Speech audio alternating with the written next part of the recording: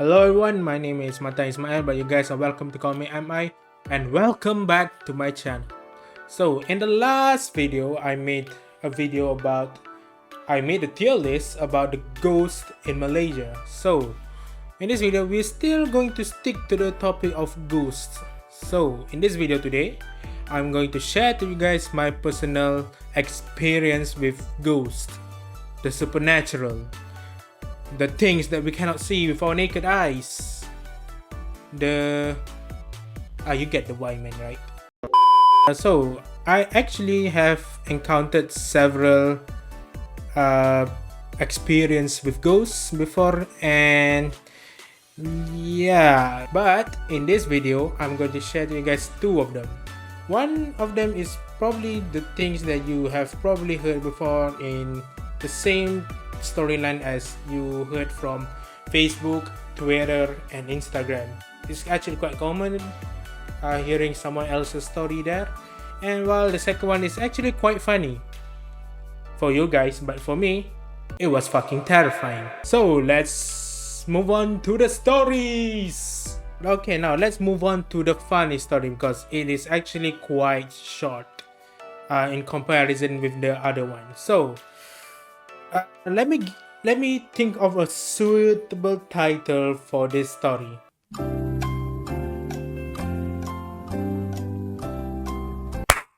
Okay, I've got it. The perfect title for the story is That Time I Almost Lost My Anal Virginity to a Ghost. No, I am not fucking lying. So, okay, let me recall what happened. So, this actually happened sometime in 2019 or 2020, I think. It's quite recently, but it still left a shock into me. I still have PTSD about it. So, one day I was lying on my bed with my sides just like this. I think that's actually a more appropriate name to it. I think it's called a spooning position. Yeah, I think so. You guys might have actually seen some videos about it. So I was lying in my bed playing with my phone. I think I was browsing Reddit at the time, probably looking at memes or watching. And yeah, while I was minding my own damn business, suddenly I felt this weird tingling feeling right at my butthole. I felt like, wait, what is this feeling? I was very uncomfortable with that in that situation. I was like, okay, let's actually wait for a few seconds. Maybe it'll go away. Nope, it's not going away. It's getting deeper. Fuck this shit. Code red. So I was like, holy shit, it's literally getting deeper. It feels like something is getting deeper inside me slowly, at the same time very forcefully. I was so scared. I quickly take my blanket and just cover myself up, and for the rest of the night I slept just like this, straightforward. I'm not letting someone I'm not showing my butt to either side. I'm completely shut off my butt. So yeah, after that was actually a one-time experience. It did not occur after that. I was so afraid of that, to be honest. Up until now, I still feel like, damn, what if it happen again? I mean, like, I cannot make this up. If you guys, I don't know if you guys believe me or not, but I'm serious. I'm not making this up. I am seriously traumatized by this. So yeah, that's the first story. Okay, now let's move on to the second story, which is the most commonly story that you can find in any sort of social media. Okay, now this story actually happened about 10 or 11 years ago when I was 10 or 11 years old. This ghost did not actually cause me harm. It did not cause me physical harm, but it really did cause me mentally harm.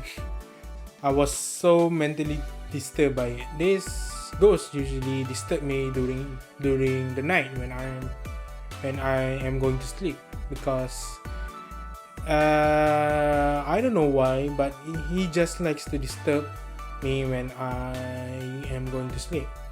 Now, the method he used to disturb me is just he will climb onto my bed while I was lying down and just uh, tap my thighs just like this. It's not that fast, but it's more like this. Yeah, every time I will actually feel it. I will actually feel like someone is just tapping my thighs. I couldn't sleep every single night, and if it's a weekday, the next day I will be so tired in school. I will just sleep in class because it was really it really mentally drained me, and I was so scared. It was so scary to the point that for me, an 11-year-old boy or 10-year-old boy, I would just go to my parents' room and just I would just go into my parents' room and just stand in between I would just try to wake up my parents to tell them that I cannot sleep. I just tell them that. My dad would go like, just go to sleep lah. You're 11 years old now. Why are you so afraid? But no, I just cannot sleep. And eventually my dad will eventually sleep by my side, or my dad will let me sleep in their bed. So this actually escalated many nights. I would always have the constant fear of sleeping in my own house, and to the point that when my family goes have to stay in a hotel in somewhere else, I would actually feel much more safer sleeping in the hotel rather than sleeping in my own house. Now, it actually disturbed me every single night. I was really fed up by it, and also my parents was fed up by me just pestering them in during the night because they have to sleep too, because they have work the next day. So this escalated for many nights, and one day my parents decided to call a preacher to exorcise the ghost out of my house. So when the preacher came, he did all of the the preachy stuff, the exorcism stuff. They will just go like go into each room in the house and just like, oh, I can feel it. I can feel this strange energy in it. Blah blah blah blah blah. So the exercise is done. So he told me that the ghost or spirit is not there to hurt me. He just want to disturb me. Because many spirit in Malaysia is just like that. I think so. They don't want to cause harm to us, but they just want to disturb us.